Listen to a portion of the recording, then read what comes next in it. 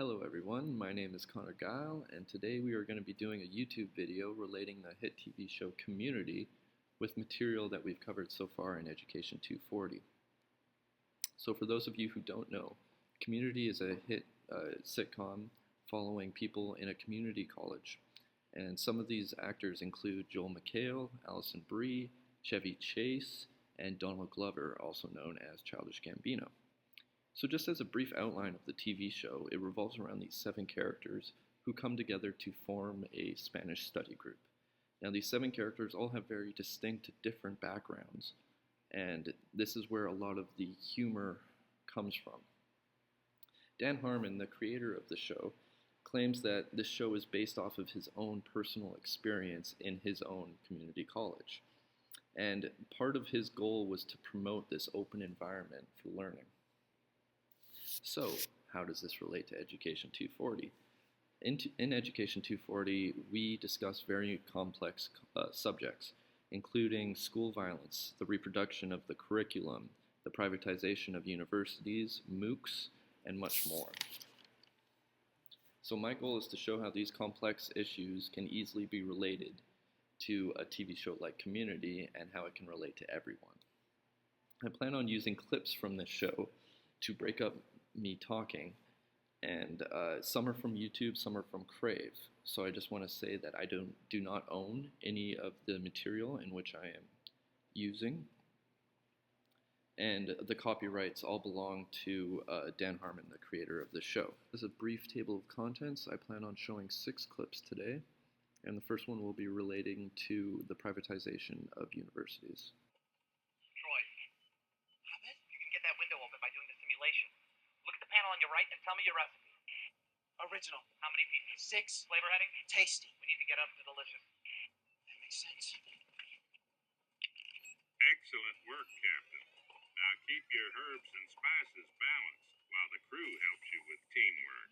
So this clip represents just how easy it is to have businesses and universities just intertwine, right? So for those of you who haven't seen the episode, it starts off with City College, the main rival of their college, getting a space emulator. So the dean scrambles to get one of their own, and this one is brought to you by KFC. So what I really want to focus on now is at the end of the episode, they have this KFC space emulator brought to you and shown to the entire university and what their equivalent is of the press. So relating this to Education 240, we discussed the role of institutions on SFU Burnaby campus, in particular Subway. So we as students, we don't know what they can and can't do, right? They could have a sign in the middle of the road and we're not sure if we're allowed to move it in walking to our class, let's say. So I found a good article relating the pros and cons of advertisements on high schools and universities. This online article itself had 7 different advertisements.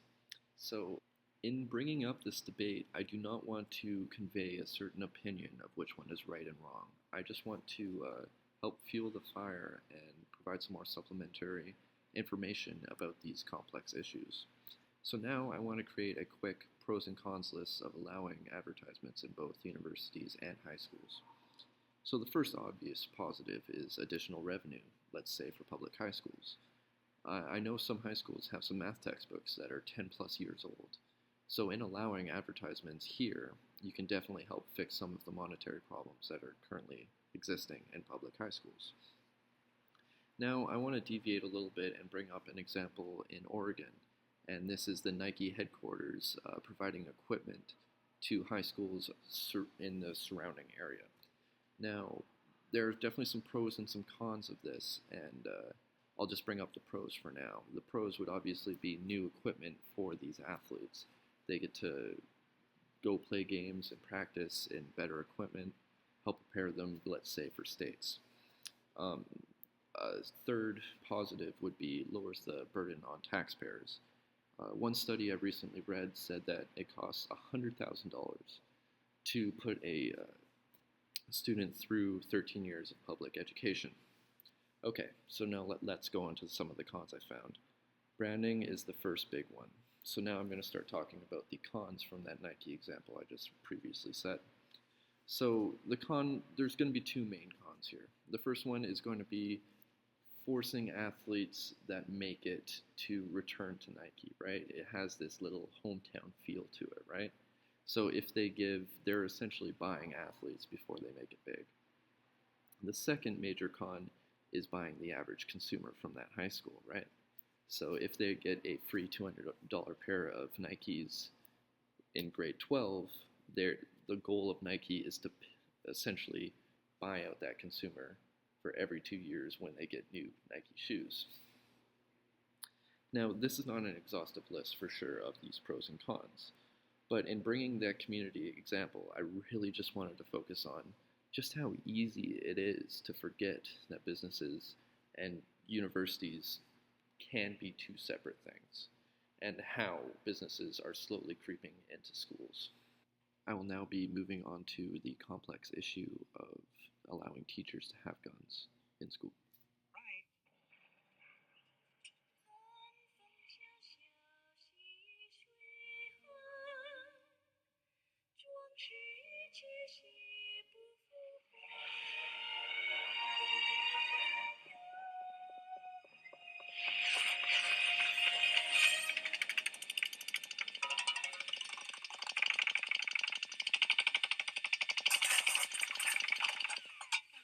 Buenos dias, children. This is a funny clip about a very serious issue that has been brought to life more since this unfortunate Sandy Hook incident. So for those of you who don't know, the shooter in the clip there with the paintball gun is Chang, and that's the study group's teacher. So he has a teacher role in the TV show. So the example that we used in class to show if teachers should be promoted to have firearms and principals as well is in Wichita, Texas, and this school currently has both the teachers and the principals armed.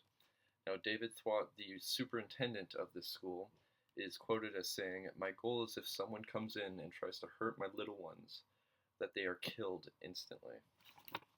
Now, this is a very serious quote, so I'm going to make a pros and cons of the situation of allowing or a government body promoting teachers having firearms. So a quick pro is, in the case of an armed asylum entering a school, an armed teacher may have more success stopping them than an unarmed counterpart. To me, this really involves more the training, but yes, having a firearm would definitely increase their chances of stopping a threat. A second pro is the students feel more protected entering the school. They might be able to perform better if they feel safe in a school. So now I'm going to focus more on the cons of this situation. The main example that I came up with is actually from a different comedy clip that I chose not to add on this video. It is a Netflix special by Jim Jeffers called Bear, in particular his part on gun control. So if you were to YouTube Jim Jeffers Bear Gun Control Part 1 on YouTube, this is what I'm referring to. So he is he's currently an American, but he was born in Australia, and he goes over the unfortunate shooting in Port Arthur in 1996. The Australian government, after the shooting, banished guns from Australia, and since they haven't had one mass shooting, so he claims.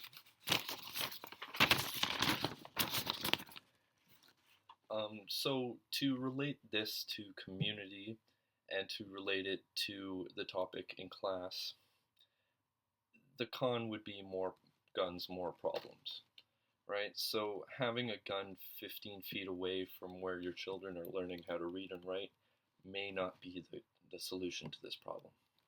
I will now switch gears to 2 out of the 4 social mechanisms I decided to inquire, that being authority and recognition. So now I will show 2 clips showing authority.